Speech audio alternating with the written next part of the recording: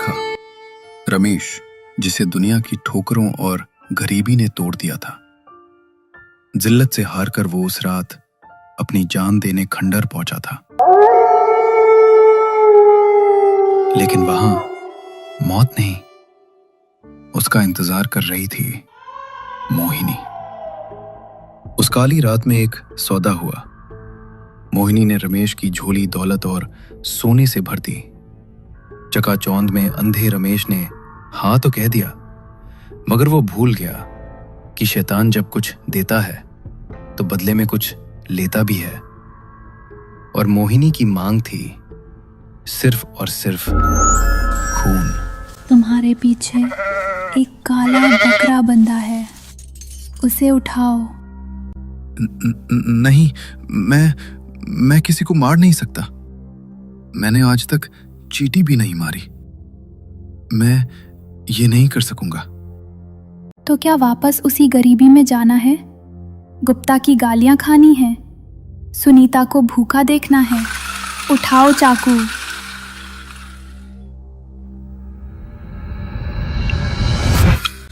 मुझे माफ करना। मुझे वो दौलत चाहिए, मुझे वो इज्जत चाहिए। काटो इसे रमेश, काटो। मेरी जवानी के लिए, अपनी दौलत के लिए काटो इसे।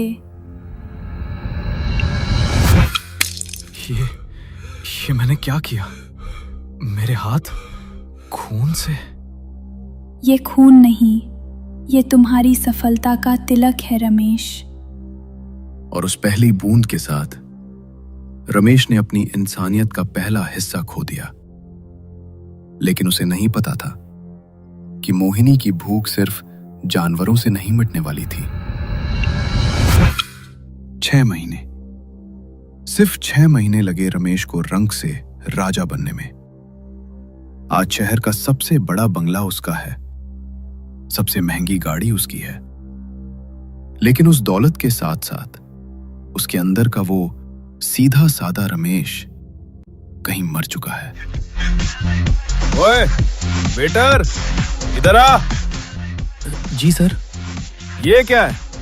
मैंने कहा था ना मेरे विस्की में बर्फ नहीं होनी चाहिए। तुझे पता है ये सूट कितने का है? तेरी पूरी खानदान की कमाई से महंगा है। साफ कर इसे, अपनी शर्ट से साफ कर। रमेश सेठ तो बिल्कुल बदल गया है, कितना घमंड आ गया है। अरे भाई, जिसके पास हराम का पैसा आता है उसकी जुबान ऐसी ही हो जाती है। सुना है आजकल अजीब अजीब हरकतें भी करते हैं। सब सुनो, आज इस शहर में सिर्फ एक ही राजा है और वो है रमेश। जो मेरे साथ है वो ऐश करेगा और जो खिलाफ है वो गुप्ता की तरह सड़क पर भीख मांगेगा। रात के करीब 3 बज रहे थे, लेकिन अभी तक रमेश का कोई अता पता नहीं था। हे भगवान, ये कैसी बला हमारे घर आ गई। पहले हम गरीब थे, लेकिन कम से कम रमेश का व्यवहार इंसानों जैसे तो था। सुनीता, ओ सुनीता, कहाँ मर गई? जी मैं यही हूँ। आप फिर पी कर आए हैं? और ये कपड़ों पर ये लाल धब्बे कैसे हैं? ये खून है क्या? तुझे क्या मतलब? चुपचाप खाना लगा, मुझे भूख लगी है। लेकिन आज तो मंगलवार है, मैंने खिचड़ी बनाई है। खिचड़ी? मुझे खिचड़ी खिलाएगी तू? मुझे मांस चाहिए, कच्चा मांस, अभी। रमेश, ये आप क्या कह रहे हैं? आप तो लहसुन तक नहीं खाते थे, आपको क्या हो गया है? जबान लड़ाती है। मैं जो कहूँ वो होगा इस घर में, क्योंकि ये सब मेरे पैसों से है, मेरी ताकत से है। नहीं चाहिए ऐसी दौलत रमेश, जो आपको राक्षस बना दे। देखिए अपनी शक्ल आईने में, आपकी आंखें लाल हो गई हैं। आप इंसान कम राक्षस ज्यादा लग रहे हैं। चुप! एक शब्द और बोला तो जमीन में गाड़ दूंगा। रमेश की भूख अब सामान्य नहीं थी। वो मोहिनी के साथ बिताई हर रात के साथ और ज्यादा हिंसक और ज्यादा तामसिक होता जा रहा था।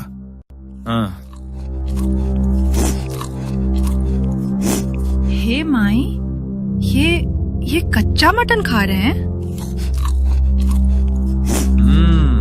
यही है असली स्वाद। मेरी मोहिनी सही कहती है, असली ताकत खून में होती है।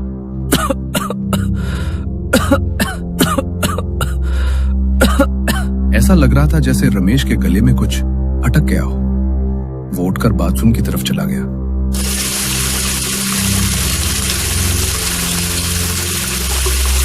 क्या हो रहा है मुझे? पेट में जलन हो रही है। और ये गले पर निशान कैसा है? कौन है? मुझे ऐसा क्यों लग रहा है कि कोई मुझे देख रहा है?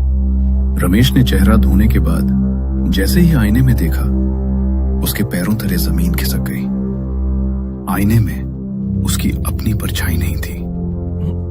मोहिनी, तुम यहाँ? आईने में रमेश ने देखा, उसके कंधे के ठीक पीछे मोहिनी खड़ी थी। लेकिन अब वो वही सुंदर अप्सरा नहीं रही। वो पूरी तरह एक पिशाचनी में बदल चुकी थी। उसकी आंखें अंगारों की तरह ततक रही थी और चेहरे पर एक क्रूर, डरावनी मुस्कान फैली हुई थी। क्या हुआ मेरे राजा, डर गए? तुम तो रात को मिलती हो, अब यहाँ मेरे घर में क्या कर रही हो? अब तुम्हारा घर मेरा है, तुम्हारा शरीर मेरा है। 6 महीने का जश्न मना लिया तुमने, अब असली कीमत चुकाने का वक्त पास आ रहा है। कीमत? कैसी कीमत? मैंने सब तो दिया तुम्हें, जानवर, अपनी आत्मा, अपना ईमान। अब क्या चाहिए? अब मुझे मासूमियत चाहिए। तुम्हारे घर में जो वो 2 छोटे बच्चे हैं, उनकी खुशबू मुझे बहुत पसंद आ रही है। नहीं, मेरे बच्चे नहीं। तैयार रहना रमेश, अमावस आने वाली है।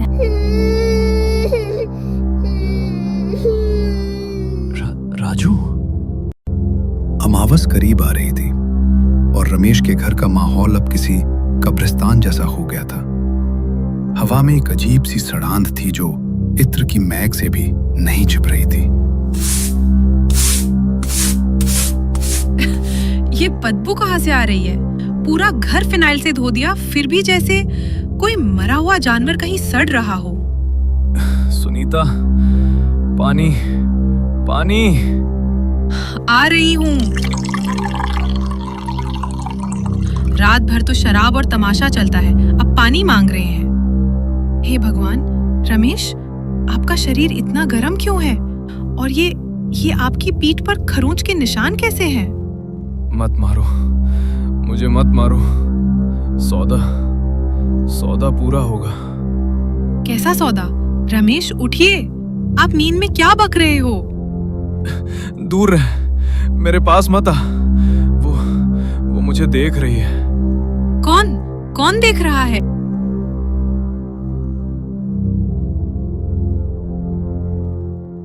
कोई नहीं, बस एक बुरा सपना था, और कुछ नहीं। सपना?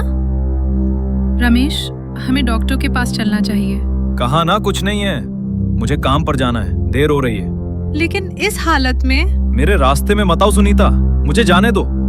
रमेश काम पर चला गया था, लेकिन अपने पीछे छोड़ गया था एक अनजाना डर। सुनीता रसोई में थी जब उसे फ्रिज से कुछ अजीब आवाज सुनाई दी। अरे, फ्रिज की लाइट क्यों बंद है? और ये, हाय राम, ये नींबू काले कैसे पड़ गए? कल ही तो लाई थी। और ये लाल पानी कहाँ से टपक रहा है? दूध का रंग लाल कैसे हो गया? राजू, क्या हुआ बेटा? क्यों रो रहे हो? मम्मा, वो आंटी, वो गंदी आंटी। कौन आंटी बेटा? घर में तो कोई नहीं है। वो अलमारी के ऊपर बैठी थी, उनकी आंखें आग जैसी थी। वो कह रही थी, तेरे पापा मेरे हैं। नहीं, ये कोई वहम नहीं है। कुछ तो बहुत गलत हो रहा है इस घर में। मुझे बाबा जी के पास जाना ही होगा। बैठो बेटी, मैं जानता था तुम आओगी। तुम्हारे पीछे जो साया आ रहा है, उसकी बदबू मुझे यहाँ तक आ रही है। बाबा, मेरे पति वो बहुत बदल गए हैं। घर में खून मिलता है, काले नींबू मिलते हैं। मेरा बच्चा डर रहा है, बचाइए हमें। हाथ दिखाओ अपना। जैसा मैंने सोचा था, तुम्हारे पति ने सिर्फ दौलत नहीं कमाई बेटी, उसने अपनी रूह का सौदा किया है, एक पिशाचिनी से। पिशाचनी? हाँ, पिशाचिनी, मोहिनी।